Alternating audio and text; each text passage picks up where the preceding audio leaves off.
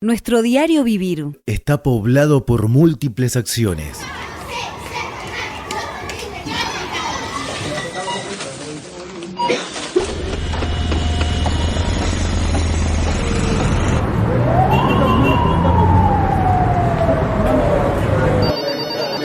Ninguna es natural. Todas contienen una explicación. En escenas de la vida cotidiana buceamos los porqués. Destejemos la trama de la construcción social. Escenas de la vida cotidiana. Nuestro espacio colectivo, en la casa común.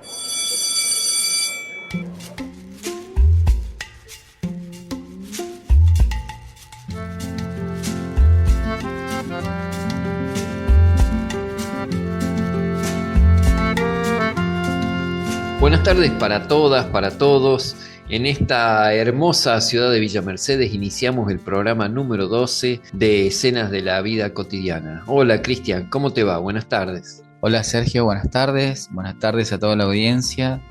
Aquí estamos en nuestra ciudad atravesando la ola polar. Tranqui, me gusta pensar que lo hacemos con gente amiga, con la familia, con afectos, buscando ese calorcito humano, que es uno de los motivos que nos convoca en este programa. Así es, yo recuperando de una gripe, por supuesto, llega el frío y llega mi amiga la gripe. Y decimos que estamos convocados y convocamos desde la 93.7, la radio de la UNVIME de la ciudad de Villa Mercedes, junto con nuestros hermanos de San Francisco del Monte de Oro, en la 90.3, radio La Cigarra. Nos llegan buenas noticias desde San Francisco respecto de la receptividad que está teniendo el programa, así que agradecidísimos con Carlos Camargo, que es el director de la radio. Cristian, hoy tenemos un tema, nos obligaron a repetirlo por la repercusión que tuvo. Así es, efectivamente, seguimos hablando del desarraigo, pero esta vez, más que hablar de quienes se fueron, hablamos de los que vinieron, personas que han venido desde otras latitudes a hacer su vida acá, a probar, a conocer y a ir buscando desarrollar proyectos, a veces por placer, por viaje, otras veces por motivos ideológicos. También está el factor amor ahí como una fuerza muy importante. Sí, y debemos decir que hoy vamos a tener dos entrevistados. Una entrevistada que es Lucero Gómez Cruz, proviene de México, y Lemuel Larrota, que proviene de Colombia. Pero antes nos tenemos que dar un permiso, aunque sea un pequeño paréntesis, de recorrer alguna unidad temática acerca de lo que puede haber ocurrido durante estos días. ¿Por dónde arrancamos? ¿Qué te parece a vos? Arrancamos por el fútbol, ¿te parece? Háblanos vos un poquito de fútbol, de los acontecimientos. Hubo campeonatos, hubo expresiones espontáneas desde la hinchada, desde otro lugar, que tiene que ver más con lo afectivo. Sí, fíjate que el fútbol, muchos dicen, fútbol, pasión de multitudes, expresión cultural, vaya si nos representa a nosotros. Y este fin de semana se marcó el final de distintos campeonatos a nivel Europa, a nivel América, a nivel Argentina. Voy a tirar 3 ejemplos que creo que resuenan mucho y además conocidos por todos. Uno de ellos, el sábado pasado, el PSG de Francia fue campeón de la Champions League, que es la liga más importante que para nosotros hay en el mundo. El PSG venció por 5-0 al Inter. Ahora, ¿qué fue lo que resonó más de ese momento? Es que Luis Enrique, el técnico del PSG, y su niña que lo acompañó desde otra dimensión, Chana, fallecida en 2019 a causa de un osteosarcoma, se convirtió en el personaje principal y seguido por todos y coreado desde todos los lugares de la tribuna. Es decir, fue un renacer a la vida por parte del técnico español. Él es español, ¿no? El nombre lo dice. Después, Platense salió campeón el domingo en tierra santiagueña, que venció a Huracán por 1-0. El entrenador, Platense tiene 2 entrenadores, una dupla. Uno de ellos dijo que se dio cuenta que era feliz teniendo a su mamá, y cuando la perdió se dio cuenta el mar de soledad en el que estaba viviendo. Y el otro, santiagueño el Gómez, el que habla es Orsi, y Gómez también recordó muy fuertemente a su madre y las lágrimas brotaban a borbotones en todo momento. Y un tercer ejemplo lo tenemos con Di María, que vuelve al fútbol argentino, y detrás del regreso a Di María, ¿qué fue lo que emergió? La historia en la cual su madre lo llevaba en bicicleta, que el padre tuvo que arreglar la bicicleta para que cargara a él en un lugar, a la hermana en otro, y lo llevara a entrenar a ese club de los amores. Entonces decimos, ¿hay mucho dinero en juego? Sí, pero lo que está trascendiendo son los valores, son esos sentimientos humanos. Y entonces creo que es un momento clave en esta distopía que vivimos, recrear esos sentimientos humanos de solidaridad por todo lo difícil que estamos transitando, Cristian. Sí, fíjate que es como que vemos otra cara del deporte, otra cara del fútbol. Para nuestro país el fútbol es un canalizador de pasiones por ahí desmedidas, ¿verdad? Y en esta oportunidad lo que nos está mostrando es otra sensibilidad, si se quiere una sensibilidad distinta, donde hay empatía y solidaridad con otro. Esta cuestión de recordar a la vieja, a la madre, decíamos recién que bueno, el amor materno es la imagen más real de lo que es el amor puro y desinteresado que tenemos nosotros. Es muy interesante que surjan estas cosas como emergentes en una época donde estamos con lineamientos programáticos y políticos que hacen más referencia en lo individual y donde la crueldad es prácticamente una política de Estado. El pueblo, la gente, el sentido común, esa inteligencia popular que a veces se manifiesta en el frasero criollo, ¿no? Se empieza a manifestar quizá en forma inconsciente por ahora, buscando la solidaridad con el otro, desde lo afectivo, desde mirarse a la cara y decir, bueno, yo empatizo con lo que a vos te pasó y te doy afecto, te abrazo para que podamos apañarnos juntos en esta época que nos atraviesa en forma fría y polar, pero desde el Estado, que no es un Estado presente para los más vulnerables. Sí, y hablando justamente de vulnerables, fíjate vos que se da una situación. Las personas que yo te nombré, te mencioné, que son exitosos hoy, vienen de un grado de vulnerabilidad muy grande.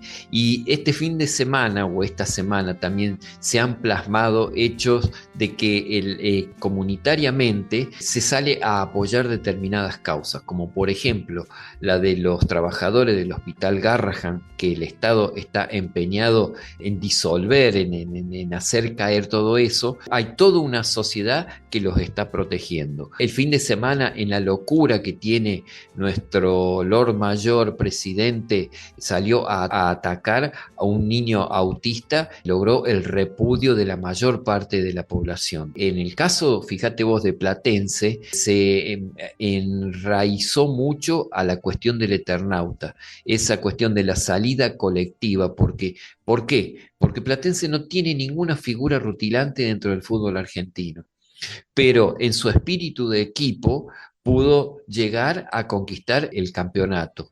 Lejos de lo que ocurre, por ejemplo, con un River Plate que tiene figuras de primerísimo nivel, y si vos sumás lo que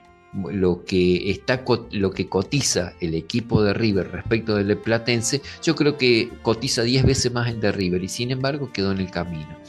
¿Por qué? Porque la fuerza comunitaria, la fuerza del equipo pudo mucho más que las individualidades de un equipo como el Millonario. Hoy estamos con eso, dejamos esto como disparador y nos metemos de lleno en la primera entrevista. ¿La has hecho vos a la entrevista? Te dejo que presentes a tu entrevistada. Bueno, en la primera entrevista hablamos con una mexicana, Lucero Gómez Cruz. Ella nos cuenta su devenir como ciudadana de esta tierra, del mundo, y cuáles eran sus expectativas, sus búsquedas, y cómo en este momento, en este aquí ahora, a pesar de haber transitado entre nosotros en nuestro país y en particular con nuestra ciudad, está pensando en un cierre distinto que ella ya nos va a contar en la entrevista. Empezamos a transitar nuestra escena de la vida cotidiana de hoy. Entrevista. Y estamos aquí esta vez con Lucero Gómez Cruz, es nuestra invitada para este segundo tramo. Se desempeña como profesora aquí en el IFDC en la materia de lectura y escritura académica. Es mexicana. Complementa vos la presentación, decinos cuánto hace que estás aquí. En agosto, el 19 de agosto, voy a cumplir 20 años de vivir en Villa Mercedes. Toda una vida. Y 22 que dejé mi país. ¿De qué parte de México venís? Yo nací en Tampico, Tamaulipas, que está el Golfo de México, no sé si alguien lo ubica, ahora para Trump es el Golfo de América, pero para quienes nacimos ahí y somos mexicanos sigue siendo el Golfo de México. No sé si ubican la figura de México, el Golfo. Arriba está Veracruz, que es largo, y después hay otra provincia que se llama Tamaulipas. Ahí en la cabecera de la ciudad, Tampico, con vista al mar, ahí aprendí a nadar en el mar. Bueno, ahí nací y después por cuestiones de laburo de mis viejos, también ellos tuvieron su propio desplazamiento, su propio desarraigo, se fueron a vivir al DF cuando yo tenía 1 año y me crié en el Distrito Federal hasta los 28 años que me fui a España. O sea que sos una doble migrante, digamos. Primero te fuiste a España y luego viniste aquí. Sí, primero me fui a España, qué sé yo, tiene mucho que ver con por ahí sería el porqué, ¿no? Yo quería ver el mundo, punto. Recuerdo que, bueno, siempre me gustó leer, me gustó escribir, pero las condiciones, yo ya trabajaba en la facultad en México, tenía 28 años cuando me fui, me pedí una licencia sin goce de haberes, y van a ser 22 años que no he vuelto a vivir. Afortunadamente vuelvo cada año para visitar a mi familia, pero en realidad tenía ganas de ver otras cosas, ver otra experiencia. En aquel momento podía decir de mi contexto que no era el que particularmente a mí me favorecía para lo que yo quería de la vida. Y hoy, 20 y pico de años después, en realidad me doy cuenta que las mismas cuestiones siguen estando. Es uno el que se va y es uno el que siempre resulta ajeno a determinados contextos, a determinadas sociedades. Hace poco, justamente en terapia, pensaba, ¿no? Si me hubiera ido bien en México, si me hubiera quedado, si me hubiera ido bien en España, si me hubiera quedado, como me fue acá en Argentina, yo creo que me hubiera ido bien en cualquier lado. Pasa que ahora lo veo de vuelta, digamos. Pero sí, fue por una cuestión de ver el mundo y ver qué es lo que tenía el mundo reservado para mí. Lo salí a buscar. Bien. Y bueno, contanos un poquito cómo surge esta idea de venirse para Argentina, qué pasó cuando llegaste. Yo estaba viviendo en Barcelona, yo siempre he dicho, y por ahí quienes han inmigrado lo pueden decir, emigrado.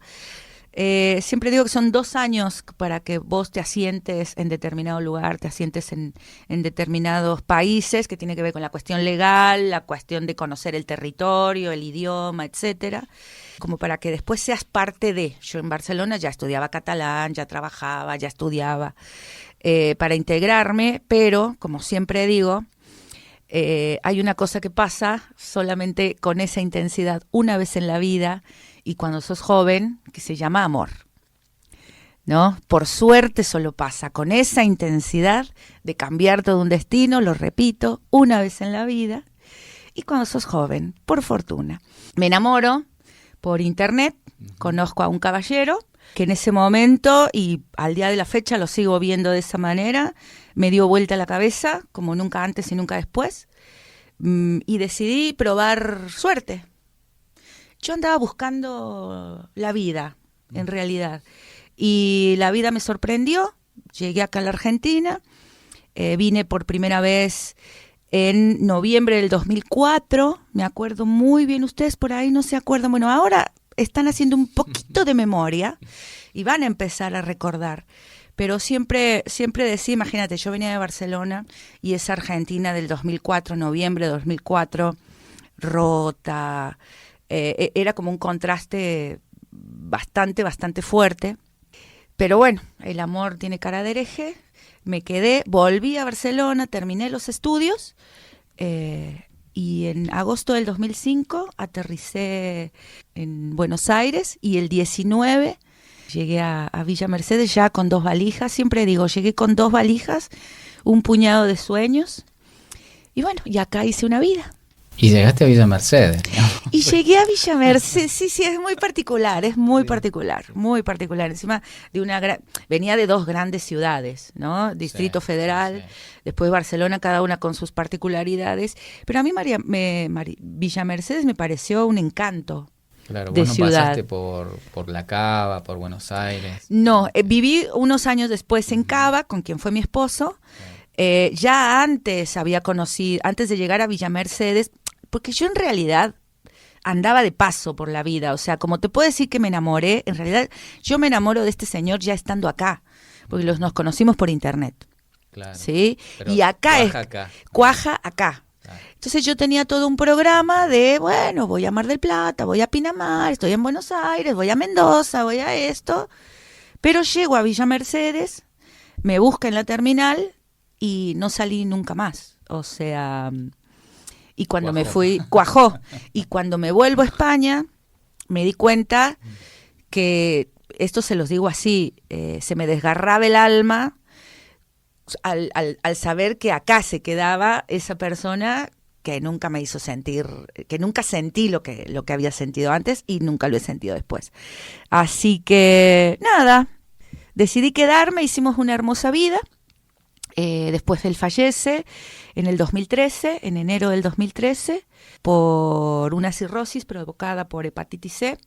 Nosotros, y hablando de esto, del desarraigo y de los duelos y de lo que está sucediendo, nosotros militamos 3 leyes que no existen más, que es lo terriblemente doloroso de este nuevo duelo que estoy atravesando en este momento, que tiene que ver con la pérdida de todo, de derechos y de leyes como la ley de trasplantes, la ley de hepatitis C y la ley de hepatitis virales y VIH, y la ley de trasplantados, porque mi marido fue trasplantado, falleció, y durante todo ese tiempo puedo decir que conquistamos esas leyes que no existen más, pero bueno, alguna vez lo hicimos. ¿Qué significó, porque dijiste que venías de 2 ciudades enormes, qué significó venir acá? Nosotros le llamamos ciudad Villa Mercedes, pero sabemos que en todo caso es una ciudad chiquita. ¿Qué significó venir y arrancar acá? ¿Cómo codificaste? ¿Cómo te fuiste adaptando? Adaptarse es difícil. De hecho, en este momento de mi vida estoy tratando de desadaptarme. Te cansa. Hay determinado momento, o por lo menos como me tocó adaptarme a mí, en que te cansa. Fue muy loco porque por un lado llego a Villa Mercedes viviendo con un porteño que, claro, o sea, vivo con un porteño que en el 2001 había llegado con una mano adelante y otra atrás a trabajar a Villa Mercedes, 2001 estallado, ¿no? Entonces, claro, mi primera socialización fue hablar en porteño, ¿no? Claro. Entonces es como que lo tenía muy mezclado. Es que hablo chuncano. Y después el candor de la ciudad. A mí Villa Mercedes me encantó siempre. Salí a caminar. Me acuerdo que me perdí a la altura del Colegio Nacional, pero miré ese edificio y dije, es una preciosura.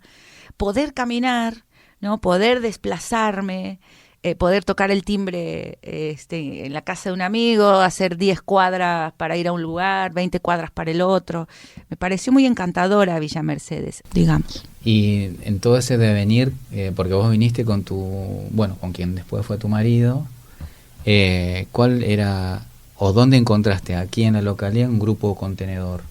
Yo tuve la suerte de caer siempre lo digo, en un hermoso grupo de gente que hacía actividades culturales, gente gente de la cultura.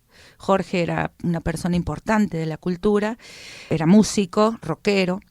De modo que cuando yo llegué tenía amigos que eran parte de ese mundo, ¿no? Que además es el mundo que después yo misma construí, que era el mundo que en realidad estaba buscando.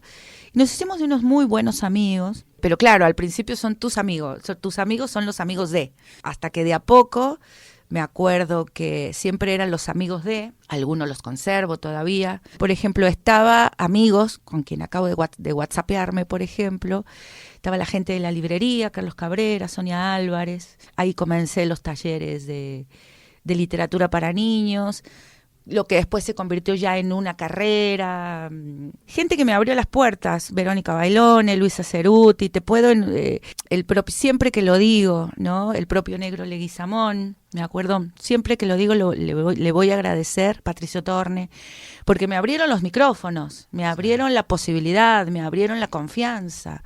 Era esto, un puñado de ilusiones, un proyecto, la compañera de... Y confiaron en mí y gracias a todas esas puertas es que pude hacer lo que hago. Claro, te dejaron anidarte. Me dejaron anidar. No. Me quedé por ese colectivo. Incluso cuando fallece Jorge, mi madre vino, qué sé yo, y obviamente toda la familia estaba esperando que yo volviera a México. Claro. ¿No? Yo tenía 38 años, a punto de cumplir 39. Y todo el mundo estaba esperando que listo, ya está, se acabó la aventura. Claro. Pero estaba ese colectivo, estaba esa gente, estaba esa vida, estaba esa vida que también ya era mía, que yo ya había construido a mi manera. Y sobre todo estaban esos amigos que hicieron de Villa Mercedes un hogar para mí. ¿A qué llamarías patria? Al estómago. Eso lo tengo muy claro. La patria vive en el estómago. Yo vivo todo el año con hambre. Tengo hambre todo el año. Sí. No lo parece, pero tengo hambre todo el año. Cuando voy a México subo de 4, 5, 6 kilos porque es comer. Lo que más extraño. Y de hecho, cuando es la comida, traigo valija, pago valija, no me importa, fortunas para traerla llena de comida. Es lo que más extraña. Directamente. Y siempre tengo picante en casa, tengo en el freezer, ayer le contaba a unas amigas, en el freezer tengo harina de maíz. Yo ya me conozco. Por ejemplo, ahora estoy por ir en julio a ver a mi familia y ya sé que es mi tiempo, que mi tiempo de recarga está llegando a su fin, porque también se empieza a terminar la comida, casi al tiempo de que voy a viajar. La patria para mí es eso. Lo que más extraño realmente es la comida. En función de esto, vos, digamos, al inicio de la entrevista dijiste que bueno, que vos ya tenías como el ímpetu de salir y conocer el mundo y tal, ¿no? Aquí ahora, teniendo en cuenta los contextos, ¿vos qué pensás? ¿Cómo te reconocerías? ¿Como una migrante, como una exiliada, como una desterrada? Una emigrante. Emigrante. Siempre hay una canción que es la de no soy de aquí ni soy de allá, porque en realidad acá, por más que uno se sienta que es de acá, nunca termina siendo de ningún lugar. O sea, el que se va por cualquier razón, hace poco una amiga me decía que ese cagón es irse, le digo, para mí es todo lo contrario. Por el tema de esto de que mucha gente ahora se está yendo del país para buscar otra vida mejor. Primero, principal, quien busca una vida mejor, sea quien sea, uno no tiene derecho a juzgarla desde ninguna perspectiva, ¿no? Porque la vida mejor es la de cada uno, lo que cada uno elige. Ni de aquí ni de allá. No soy de acá ni soy de allá, no tengo edad ni por venir. Emigrante, porque también en México cuando voy tampoco soy de allá, o sea, me marcan. De hecho, por ejemplo, acá, cuando tengo posicionamientos políticos, después de 20 años y de haber tenido una actividad, de seguir sosteniendo una actividad pública con ideas firmes, siempre como la descalificación es, pero vos no sos de acá. O sea, siempre la descalificación es el gentilicio, la mexicana, claro, ¿no? Y el vos no sos de acá.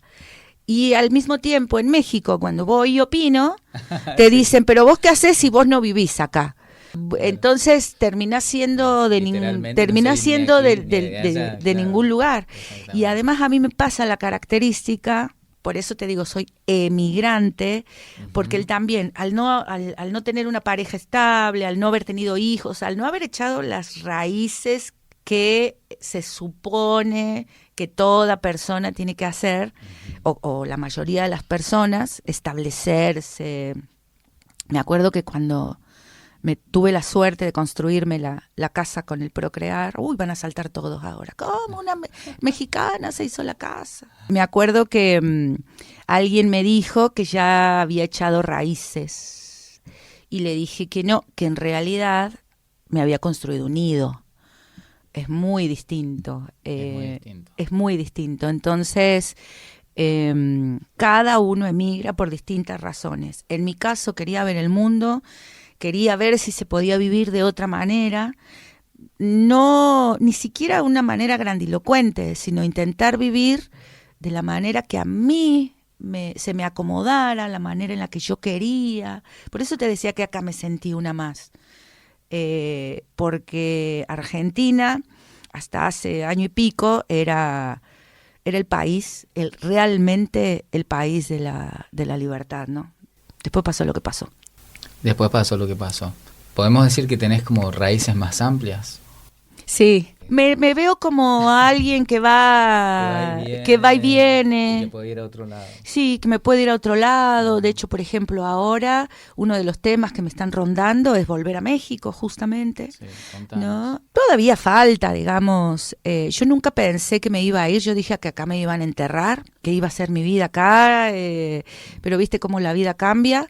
Y me acuerdo que en diciembre del 2023, el 10, empezó a rondarme la idea de que quizá esto no era precisamente lo que quería para mi futuro. Me duele profundamente en el cuerpo, en el alma, lo que pasan con los ancianos. Entonces me puse a pensar mi vejez. No sé si esto va a ser muy polémico, pero yo no quiero vivir en un país que golpea a los viejos. Hoy por hoy me parte el alma y no es lo que quiero para mí, no es lo que quiero para mí. Mujer, inmigrante, o sea, y encima voy a ser vieja. Yo hablo de esto, yo hablo de en este momento en el que a mí se me instaló la idea, la posibilidad de volver. Y después, bueno, tiene que ver con la familia, tiene que ver con los vínculos. Hoy hablaba con una compañera, no tengo hijos, no tengo pareja. Enamorarme de un proyecto de país, no sé, hay emergentes, pero que 10, 20 años, no sé, ya voy a estar muy mayor. Enamorarme de otro señor, como en aquel momento que ya te cambia la vida, o sea, que te transforme una vida. No lo sé, no estoy cerrada a ninguna posibilidad. Pero ¿sabes qué me gustaría? Así lo voy a decir así. Volver a México con mi jubilación. Además yo tengo la pensión por viudez. Así que no es tanto lo que necesito. Irme a vivir a Tulum, Riviera Maya, volver al mar, poner un centro cultural tranquilo en la playa, para extranjeros. Digo extranjeros, para otra gente. Es que sí, van a empezar a caer, allá los voy a estar esperando. Sí, como me quiero alejar ese es mi proyecto de retiro. Ahora, obviamente, tengo 9 años todavía, si no cambia la edad jubilatoria para trabajar, para construir. Y además eso, al no tener familia, al no tener otros lazos, al no tener otros lastres, digamos, otros vínculos, es más fácil levantar la casa y decir, me voy a tirar las redes al mar. Eso es lo que quiero ahora. Y digamos, suponiendo que puedas viajar en el tiempo, ¿no? Y asumiendo que el tiempo fuese lineal, ¿a dónde te gustaría viajar ahora? ¿Hacia el futuro o hacia el pasado? Uy, ¿hacia el futuro o hacia el pasado? El futuro me preocupa, no me entusiasma, no quiero ser parte de lo que... Creo que estoy dando la respuesta. A Spinetta diré otra cosa, pero no me entusiasma el futuro, no quiero ser parte de este mundo del futuro. Quiero, al contrario, lo que busco ahora es retirarme. Me he pasado los últimos 20 años de mi vida tratando de insertarme en el sistema y ser parte del mundo. Te digo, es como que ya me puse en la cabeza que son los últimos 9 años y me alejo. Entonces, no sé si todo tiempo pasado fue mejor. Entonces, viajamos al pasado a la jovencita Lucero. Bonita. ¿Qué le dirías? Yo le diría Que siga adelante, le diría que no está loca, que siga caminando y que un día va a llegar a un país, voy a llorar porque además es cierto, y que un día va a llegar a un país en la que no va a ser una loca, sino que va a ser una más. Y va a encontrar un montón de gente que va a trabajar por una utopía, va a confiar, va a construir otra cosa y sobre todo eso, no se va a sentir sola. Mirá cómo me pongo a llorar. No me voy a sentir sola. Yo acá nunca me sentí sola. Por las características de la ciudad, por las características del país, por la buena gente que conocí. Pero yo le diría a Lucero que siga adelante, que va a llorar, que va a vivir, que es lo que ella quería. Bueno, y ya como para ir cerrando, quiero decir que, bueno, Lucero además trabaja en la Biblioteca Popular Esteban Agüero. Es uno de sus proyectos y aportes que nos ha hecho nosotros como pueblo y como sociedad. Sí, la Biblioteca Esteban Agüero me llena de orgullo. Hace 15 años que soy voluntaria, en el 2010 ya, tiempo vuela. Heredé heredé la presidencia de Julia Ruiz Viscontini, heredé entre comillas porque hay toda una comisión, etcétera. Cuando Julia fallece, que fue mi amiga, ella fue parte de mi hogar cuando yo llegué acá. De hecho, la conocí el primer día que llegué. Bueno, y la acompañé durante muchísimos años. Y cuando ella fallece, me entregan las llaves de la biblioteca. Para mí fue una gran responsabilidad quedarme con las llaves de ese espacio, que hoy por hoy se ha multiplicado. Está lleno de gente, hay 10 voluntarios. Conmigo somos 11 voluntarios activos que abrimos todos los días. La biblioteca está abierta 24/7. Hay un montón de agrupaciones. Yo siempre digo que los jóvenes más lindos de la ciudad están ahí en la biblioteca, porque son los chicos que alfabetizan en los barrios, son los chicos que ahora mismo se organizan para reparar netbooks, para llevárselas a los pibes que, claro, no tienen acceso. En este momento en particular a la biblioteca la siento, y se los he dicho a los chicos, como los hombres del bosque de Fahrenheit, ¿no? Mientras los bomberos incendian libros, hay un lugar en el que uno todavía puede refugiarse y encontrar a gente que construye con otro, construye para otro, que se mira en otro, que no es una utopía, aunque hoy parezca que son esos tiempos, ¿no? Que volvimos a esos tiempos, de confiar, de generar espacios comunitarios en donde podamos encontrarnos, en donde podamos confiar y en el que sucedan cosas, ¿no? En el que surjan nuevas generaciones. No sé, en este momento, y por la edad que tengo 50 años, no sé en qué momento se pasó la vida, pero en este momento me gustaría eso, que se construya, la biblioteca tiene 30 años, bueno, que se siga sosteniendo hacia adelante, ¿no? Y hacia el futuro. Siempre les digo a los chicos, en este momento no veo el futuro, no creo el futuro, pero creo en ustedes. Entonces, bueno. Hacia lo colectivo. Claro, sí. Te digo que sos un lucero para estas tierras. Ay, gracias, sí. Ay, gracias. La verdad es que sí, a veces cuando por ahí tenemos discusiones, les digo, bueno, ¿vos qué has hecho por tu país? ¿Vos qué has hecho por tu ciudad? Digo, porque yo desde que llegué me he ganado a pulso el derecho de opinar, de decir, una huella. Ya la Biblioteca Popular Antonio Esteban Agüero es un referente, ya es un centro cultural, ya no es solo una biblioteca, es un centro cultural en el que pasan muchas cosas, y yo creo que no hay actor político, educativo, social y cultural de la ciudad que no esté pendiente de lo que hacemos, y eso es importante. Y ya hemos llegado al final de esta entrevista, muy rica, muy emotiva. Muchísimas gracias y nos estaremos viendo. Gracias. Bueno, gracias por este espacio. Gracias, chicos. Brinda con el pensamiento, gotita lluvia de calor. Mi culpa lo vi, es por mi culpa, Señor. Bebí de tu memoria, aroma, tierra, agave y sol. Yo soy la que le gusta este castigo mejor.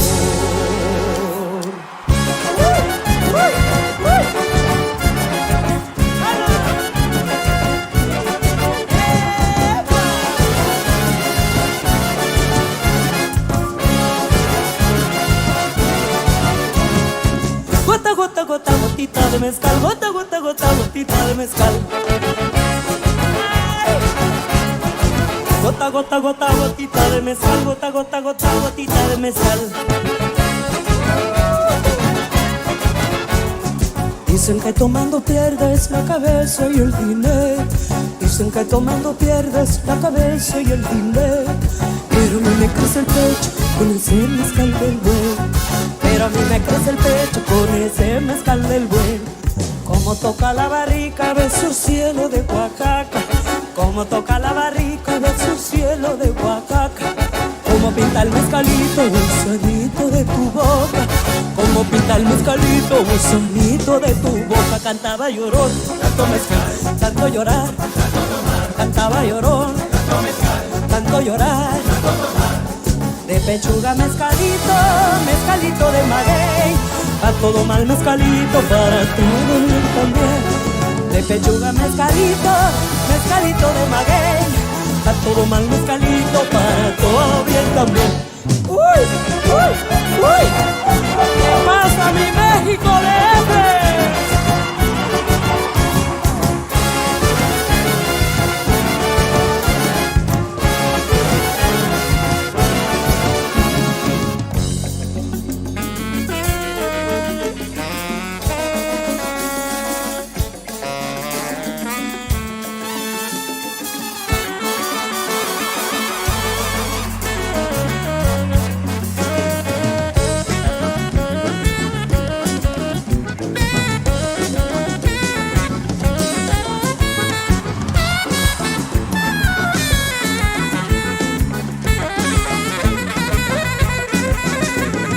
La penca de ese maguey, su espina me está matando.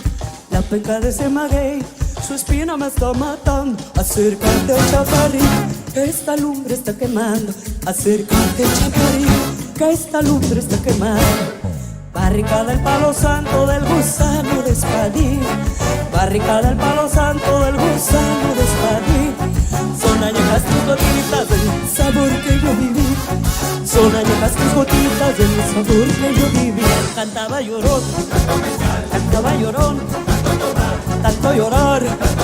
Cantaba Llorón, tanto tomar. De pechuga mezcalito, mezcalito de maguey.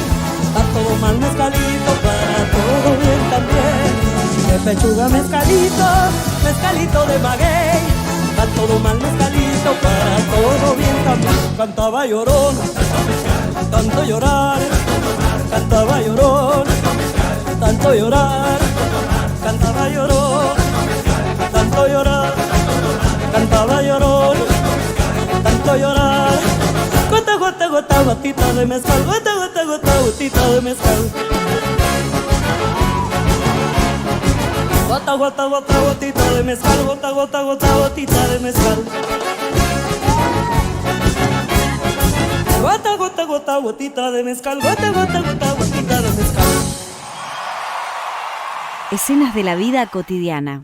Nuestro espacio colectivo. En la casa común. Cristian, ¿a quién estuvimos escuchando en la entrevista que realizaste? Estuvimos escuchando a Lucero Gómez Cruz, Proveniente de México. y de México también estuvimos escuchando a Lila Downs con su tema Mezcalito, que levantó mucho el programa con ese ritmo que nos tiene acostumbrado Lila Downs. Y ahora vamos a escuchar la segunda entrevista que está relacionada con alguien que ha venido de Colombia. Lemuel La Rota. Vamos a la nota. Días atrás hicimos nuestra primera incursión en cuanto a notas respecto de lo que implicaba un desarraigo con personas que vivían en Argentina y se fueron a otro país. Ahora lo hacemos exactamente en el sentido contrario. Personas que son originarias de otro país y que están viviendo en el nuestro. Y para eso hemos convocado a Lemuel La Rota. Él es nacido en Colombia, según tengo entendido, pero eso nos lo va a contar él. Lemuel, muchísimas gracias por transitar esta página de escenas de la vida cotidiana. Buenas tardes. Buenas tardes. Gracias a vosotros. Comentanos de qué país sos originario. Yo dije que eras de Colombia, pero en qué lugar de ahí de Colombia y un poco pequeñas cosas, trazos de tu historia, a qué te dedicabas ahí. Sí, yo soy originario de Bogotá, en Colombia, y hacía labores de comunicación social, en comunicación en video y en cine, y eventualmente también algunas cosas que tienen que ver con la arquitectura, construcción. Esencialmente esas eran mis dos principales actividades en Colombia. Posteriormente, en España hice otro tipo de actividades porque emigré a finales de los 80s, Ujú. comienzos de los 90s, a España. Y por la situación que se estaba viviendo en Colombia de una violencia muy, muy acentuada, una violencia, eh, por un lado, de carácter eh, socioeconómico y violencia de carácter político también. Claro, justamente eso te iba a preguntar, ¿en qué épocas había salido, si era por una elección o por la violencia que se vivía? Porque tenemos mucha información sobre todo ese aspecto, ¿no? Sí, fue una especie de mezcla de guerra del narcotráfico vinculada a violencia política, Ujú. ejercida eh, de una manera muy particular desde los actores armados, pero también desde el Estado. Se dio la particularidad de que hubo varias negociaciones entre el gobierno y particularmente el cartel de Medellín, y que mediaron por un lado también con los paramilitares, y fue un caos bastante violento en esos años. Y vos desde ahí Sí, emigraste a España, me decís. sí, prácticamente 20 años en España. Mucho tiempo has estado ahí. Sí, y ya van 15 años en Argentina. Sí, sí. ¿A qué edad emigraste de Colombia?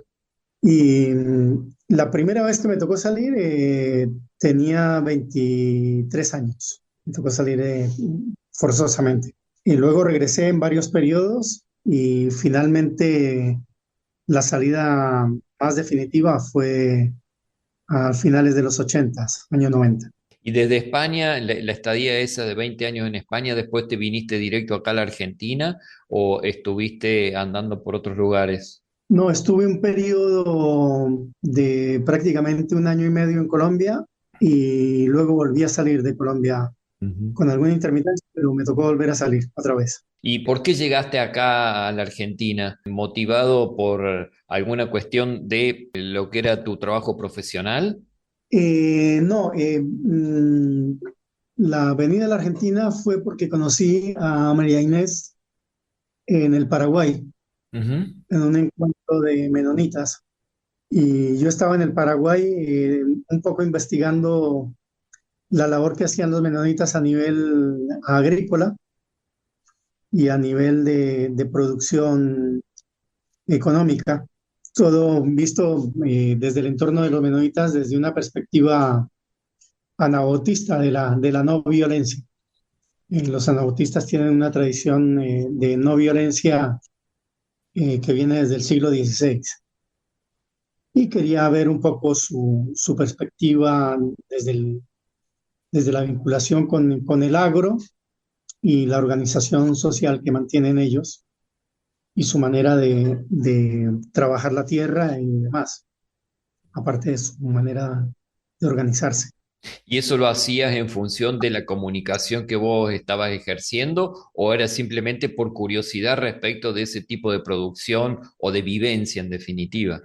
Y sí, una curiosidad basada en mi búsqueda de la permacultura Ajá, como una alternativa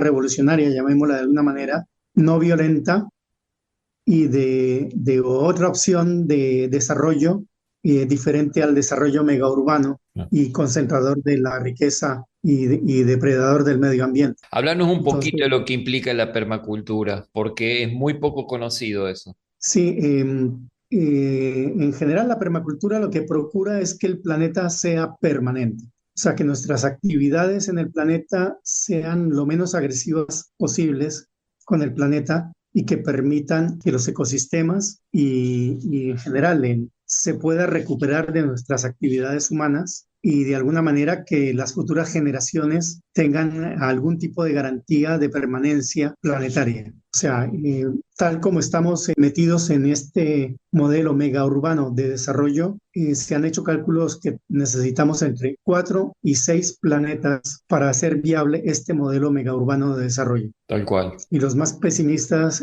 dicen que necesitamos alrededor de 6 planetas para hacer viable este modelo de desarrollo. ¿Por qué? Porque es un modelo depredador del planeta.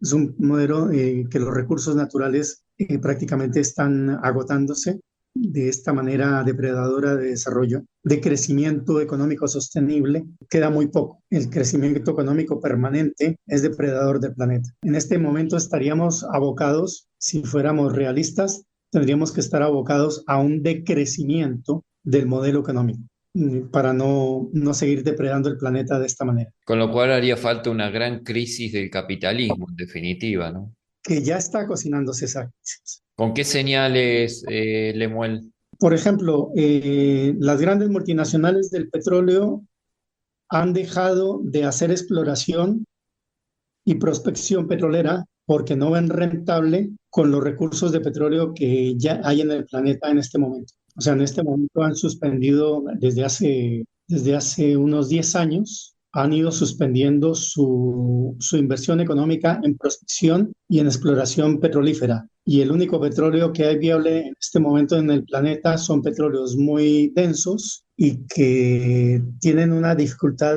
grande en sacar diferentes productos por destilación. Las grandes destilerías, por ejemplo, hay una crisis permanente del diésel a nivel mundial. En este momento en la Argentina, la viabilidad que tenemos a nivel de hidrocarburos está basada en vaca muerta, particularmente. Y vaca Una muerta, forma de extracción que no es la tradicional. El fracking es absolutamente distinto. exacto. En este momento la viabilidad que tiene Trump, por ejemplo, en Estados Unidos, está basada en el fracking. La viabilidad que tenemos en la Argentina es para naftas y gas natural licuado del petróleo.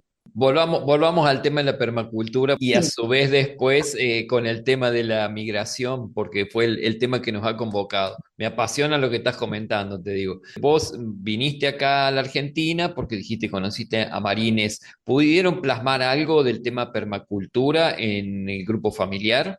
Sí, estamos en eso. Tenemos un proyecto en Uspallata, en una escuela de 5 hectáreas, que se ha visto ralentizado por un lado, porque en este momento estamos en Carlos Casares con el proyecto más inmediato familiar de subsistencia y por la escolarización de nuestro hijo, de Camilo. Entonces se ha ralentizado el proyecto en Uspallata. Yo voy cada tanto. Primeros 2 años estuve viajando una vez al mes y son 1.200 kilómetros. Sí, muchísimo. Bueno, en estos momentos se está complicando un poco más. Sigo viajando, pero no con la misma asiduidad.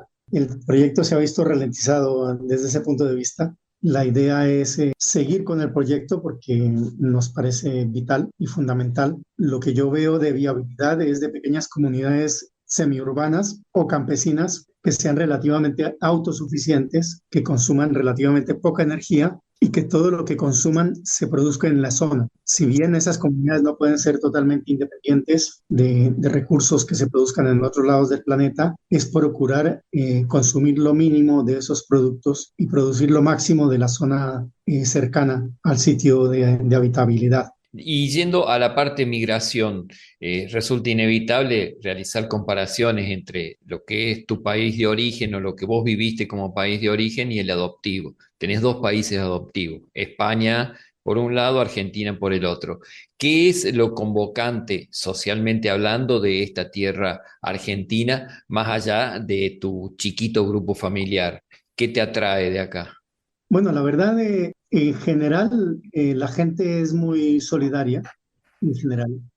Siempre hay algún caso de complicaciones relacionadas con el egoísmo y la mezquindad y la xenofobia, pero en Argentina eso es mínimo. En general, la gente en la Argentina es muy, muy abierta, muy amable y muy poco xenófoba. Me parece que esa es la visión general que yo tengo del pueblo argentino. Claro, eso Es como, muy- como pueblo, porque las autoridades en este momento están dando un ejemplo absolutamente al revés.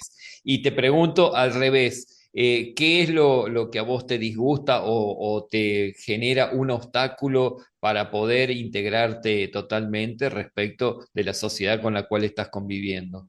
y particularmente lo estipulado por las élites, diría yo, por volviendo a la depredación, ¿no? Depredación económica, depredación de recursos. Me parece que la transición de los últimos gobiernos ha sido, yo no lo diría positiva, ha sido muy negativa para el convivir del pueblo argentino y de la gente que habita esta tierra que es enorme y muy hermosa. Pero en este momento estamos, me parece que incluso a nivel global, no solamente en la Argentina, estamos viviendo una corriente de mezquindad a nivel de élites, de pensamiento de grandes egoístas, para decirlo de manera correcta, de grandes egoístas y depredadores. Tal cual. O sea, es gente que quiere que, de acuerdo a su nivel de egoísmo y depredación, quiere que las cuentas del Excel le cierren en Washington y en Nueva York, independientemente del bienestar del pueblo argentino. Ese sería el gran resumen Sí, en ese sentido. con el agregado que quizás al propio presidente de este país no le interese tampoco, le interese más el Excel que el propio pueblo. Y en ese caso hemos estado escuchando por parte del presidente de Estados Unidos que quiere hacer volver, ya ha deportado mucha gente, ahora se las ha agarrado con las universidades de Harvard, de los estudiantes extranjeros y demás. Esperemos que no ocurra lo mismo, que no siga la copia esa el presidente nuestro, ¿no? Porque si no, vas a sufrir un problema con todo esto, porque cuando vos hablas del tema xenofobia y que el pueblo no tiene xenofobia, pero vemos que las autoridades las están promoviendo, va a ser un poco difícil y difícil de habitar en definitiva todas estas tierras. Estamos viendo lo que están haciendo el genocidio, además, nuestro presidente aliado con Estados Unidos, aliado con el genocida de Netanyahu, con lo que están haciendo en Gaza, y es gente que creo que la vida humana no la valoran en la dimensión de lo que nosotros estamos hablando, lo que vos presentás de permacultura, de la vida permanente y demás, y resulta que nos encontramos con estos ejemplos en el camino que nos coartan absolutamente, a pesar de que se digan libertarios, nos coartan las libertades de vida. Sí, sí, sí. Yo creo que es un discurso de libertad erróneo, por llamarlo de alguna manera. Me parece que se quisieron apropiar de la palabra libertad porque la libertad convoca como palabra, pero no por más. No, no hay ninguna otra razón de que se quieran apropiar de la palabra, porque realmente la palabra libertad implica muchísimo más que estas prácticas que están teniendo en cuenta estos personajes.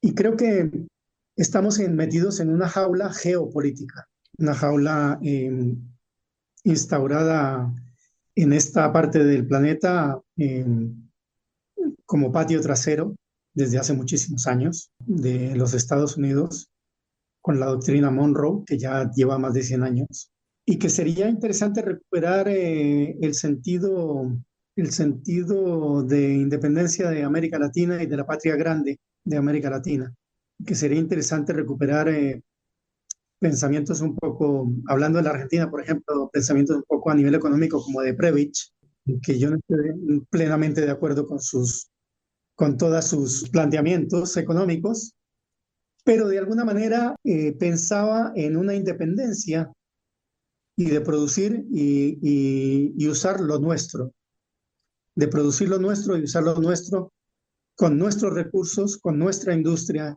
con nuestro productivismo, de alguna manera hacer independiente la Argentina. Se me ocurre, por ejemplo, en este momento. Claro. Eh, Cosa que hace muchísima falta. A En principios este de momento, siglo hubo un intento de eso con varios presidentes que estuvieron en esa misma línea, ¿no? Pero pasaron cosas en el medio y se disgregó nuevamente. Y hoy hay sí, una andanada de la ultraderecha como para desarticular todo ese tipo de políticas, de uniones y de producciones en conjunto como para aliviar las penas de los pueblos latinoamericanos. sí, tal cual, sí. Además con discursos que yo los identifico, si no totalmente, en su gran mayoría, son discursos propios del fascismo, creando enemigos internos, creando esto que acabas de relatar, ¿no? Por ejemplo, los extranjeros en las universidades de los Estados Unidos o los extranjeros en las universidades argentinas o los extranjeros viviendo y trabajando en la Argentina, creando enemigos artificiales para originar miedos, ¿no? Claro. En Europa está pasando lo mismo. En Europa están creando un enemigo con Rusia, sin que mi santo de devoción sea Putin. De ninguna manera, me parece que es un personaje bastante cuestionable en muchos aspectos. Pero en Europa se está creando un enemigo a partir del conflicto de Ucrania, se está creando un enemigo queriendo justificar una invasión descomunal en armas. Quieren llegar en muchos casos, al 5% del Producto Interno Bruto en Tal cual. armas. Tal cual, sí. Así que, y todo para justificar un keynesianismo militar y que nada tiene que ver con Keynes, ¿eh? Keynes procuraba una redistribución del ingreso y curiosamente lo que han llamado keynesianismo militar lo que provoca es una concentración del ingreso en los grandes fabricantes de armas en detrimento del Estado Claro. y de la redistribución del ingreso del Estado.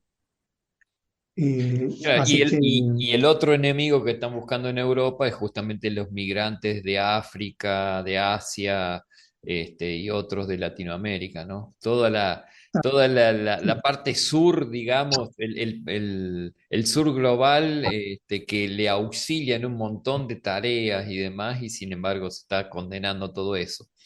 Pero siguiendo con la parte esta de la migración, ¿cuáles son, de acuerdo con tu pensamiento y lo que se puedan organizar ustedes, cuál es el pensamiento futuro? ¿Volver a Uspallata, establecerse, seguir trabajando eso? ¿Es el anhelo que tienen ustedes?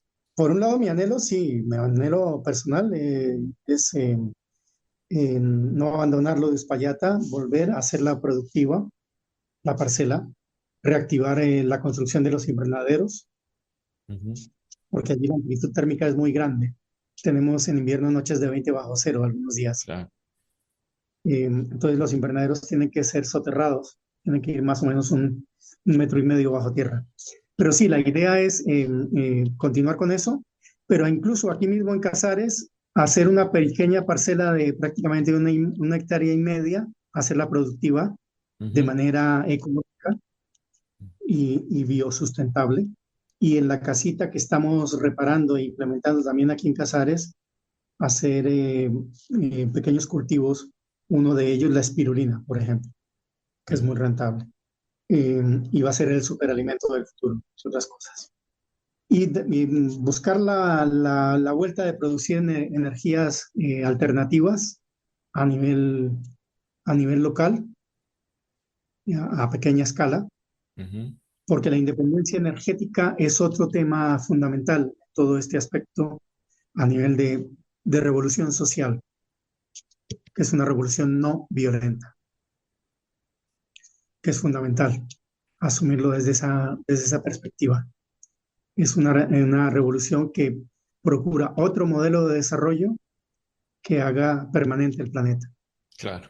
Claro. Y, y es lo que Tendríamos transmito. que hacer una entrevista exclusiva para eso, pero el tema central de hoy es la migración. Respecto del tema migración, y ya estamos llegando al final de la entrevista, ¿hay algo que no te haya preguntado que vos quisieras resaltar, que a lo mejor cuando pautamos la entrevista pensaste, tengo que decir esto y no lo hayas dicho? Te invito a que lo hagas. La lucha es muy grande. Ser emigrante es duro, es muy duro. Hay que tener en cuenta que en la antigua Grecia la segunda pena mayor a la muerte era el destierro. Sí. Y lo sigue siendo, ¿eh? Sí, sí, sí. Así que yo agradezco mucho los años que viví en España y que he vivido en la Argentina, pero no deja de ser duro, Ujú. no deja de ser difícil. Es una lucha permanente. El desarraigo es más profundo y duele más de lo que a veces queremos asumir a nivel cotidiano, porque nos vamos endureciendo, haciendo una especie de coraza para seguir luchando en el día a día. Ujú. Solo quería decir que eh, por más, eh, por más de que encontremos recursos de lucha y de continuar en el día a día, encontremos amor y encontremos perspectivas de contención, de alguna manera es una lucha muy dura ser emigrante. ¿Se vive siempre en el destierro? ¿Es la emocionalidad, Lemuel? Y en algunos aspectos sí, Ujú. sí, sí, siempre hay algo de la tierra, de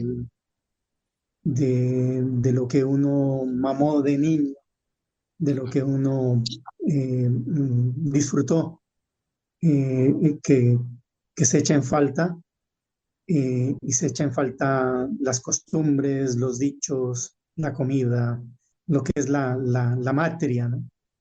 Más que la patria, Tal la cual, matria que nos tiene.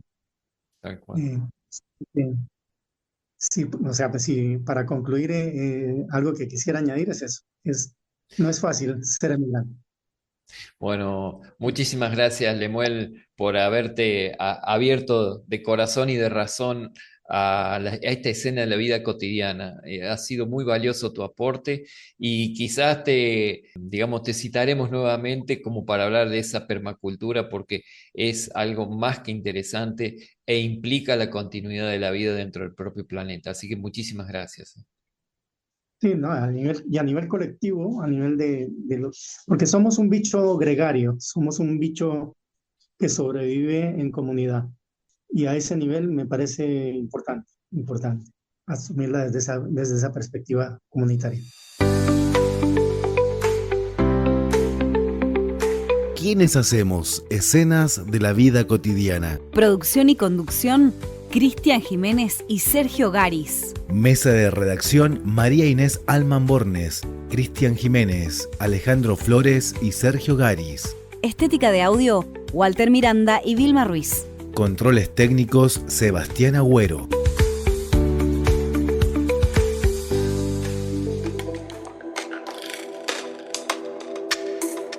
Nuestro análisis psicosocial.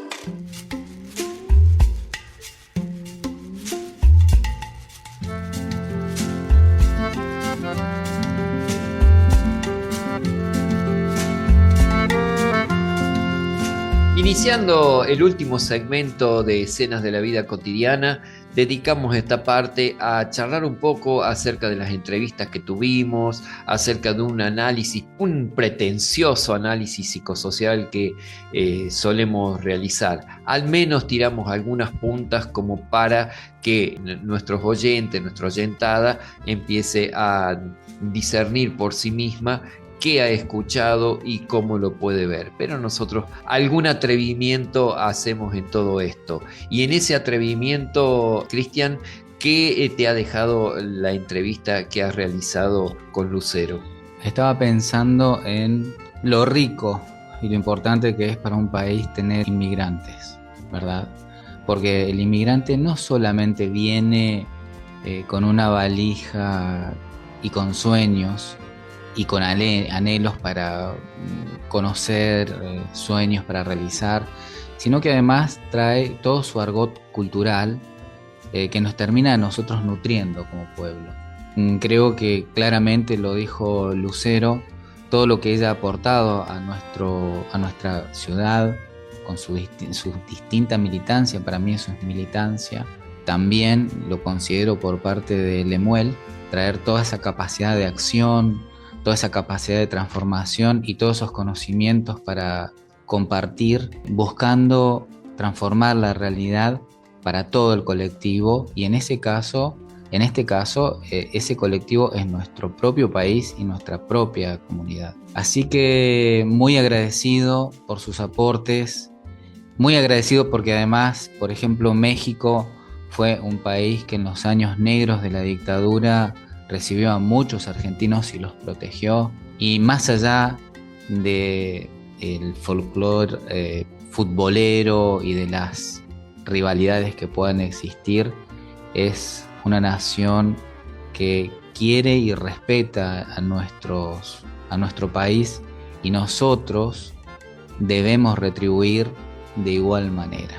Hubo dos frases que me pegaron de las que dijo Lucero. Uno dice: la patria vive en el estómago. Eso fue le tomé. Y después dice: me considero una emigrante. No soy de aquí ni soy de allá. Cuando estoy acá me dicen vos sos de México, y cuando voy a México me dicen pero hace mucho tiempo que estás afuera. Y esa es parte del desarraigo, yo creo, ¿no? Entonces creo que fue muy, muy interesante cada una de las palabras que da como para analizar cada párrafo. Y respecto, y un detalle de México también, este fin de semana hubo elecciones nacionales para elegir las autoridades del Poder Judicial, un paso trascendental dentro de las políticas democráticas de América Latina. Hasta ahora el único país que lo había hecho había sido Bolivia, que por supuesto hoy por hoy vemos los resultados no han sido del todo buenos para el pueblo, pero se ha modificado determinada cuestión. Todas estas cosas son parte de un proceso. Y respecto de Lemuel, de toda la cantidad de cosas que estuvimos charlando, es como que se dividió en dos partes, una la de migración y otra parte las consideraciones políticas, la permacultura y todas las cuestiones de política internacional, de energía y demás. Queda para otra nota con él. Lemuel no olvida la historia ni las raíces. ¿Qué dijo? Siempre hay algo de la tierra, de lo que uno mamó de niño, que se echa en falta. La matria más que la patria, nos dice. Y esa matria es la dimensión afectiva de la pertenencia, la lengua, la comida, los gestos, los valores. Sin embargo, en su nuevo territorio, acá en Argentina, también construyó sus vínculos, proyectos, comunidad. Entonces, desde la permacultura, agroecología y la búsqueda de formas de vidas no violentas, se lanza un proyecto de futuro. Dice: la independencia energética es fundamental para una revolución social no violenta. Y esa apuesta por transformar lo personal en colectivo, el dolor en la propuesta, es un signo claro de elaboración activa del desarraigo. El sujeto no se diluye ni se paraliza, sino que se reconstruye desde lo que está conservando y desde lo que incorpora críticamente de las nuevas tierras. Y por supuesto que un proceso que no es ni lineal ni fácil. Dice: nos vamos endureciendo, hacemos una coraza para seguir luchando en el día a día. Esa coraza puede ser necesaria tanto para sobrevivir, pero también puede limitar la posibilidad de abrirse al nuevo entorno.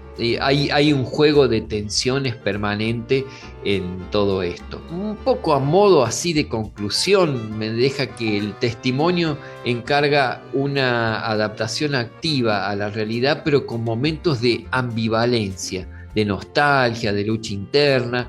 Entonces, al contextualizar la salida de Colombia, el paso por España y la vida acá en Argentina, aporta una visión crítica y compleja del desarraigo como el fenómeno psicosocial, político y existencial. ha armado su núcleo familiar y junto con María Inés tienen una descendencia, Camilo, con lo cual podemos decir que lo hace asentarse más por estas tierras argentinas. Y bueno, como dice él, somos un bicho gregario que sobrevive en comunidad y tal vez ahí esté la clave, en no soltar nunca la búsqueda de lo común, de lo compartido y de lo que nos humaniza más allá de las fronteras. Sí, estaba pensando que un poco, bueno, en estas 4 entrevistas que hemos hecho hasta este segundo capítulo, no lo quiero cerrar porque no sabemos hacia adelante, un poco el impulso del migrante es esa necesidad de buscar y conocer otros colectivos, otras formas de ver el mundo en otros países. O sea, socializar desde escenarios distintos con la cosmovisión de otras personas. Tal cual. Y bueno, nos quedamos sin tiempo, Cristian. Nos tenemos que retirar hasta el jueves que viene acá en Villa Mercedes, hasta el sábado que viene con los amigos de San Francisco. Entonces decimos que nos vamos a encontrar con una nueva escena de la vida cotidiana. Hasta la próxima semana. Hasta la próxima semana. Hasta aquí, hoy hemos tejido y destejido el armado y la trama de la construcción social. Unida y vuelta donde nada es natural. Escenas de la vida cotidiana, nuestro espacio colectivo, en la casa común.